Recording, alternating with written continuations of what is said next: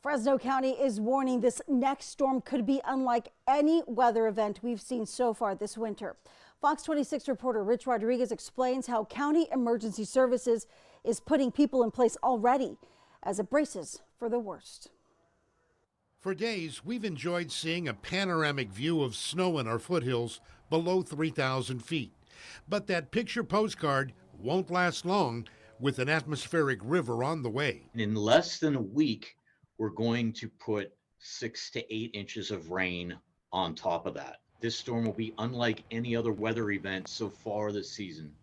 It's just really important that we communicate the severity of this situation so you can stay safe and you can get ready. Fresno County's Office of Emergency Services has been preparing for days, meeting with the Sheriff's Office, Fire, Public Works, water districts, and utilities.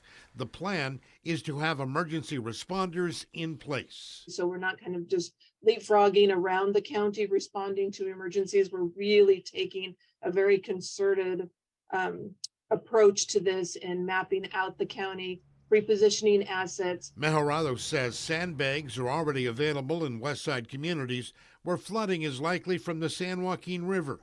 The Kings River is already carrying a large volume of water.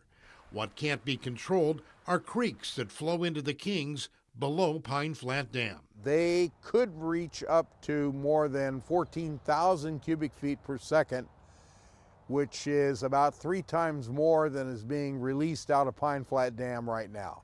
It is going to come with a vengeance into the river and find its way downstream all the way. Right now, the river flow measures 8.5 feet east of Kingsburg.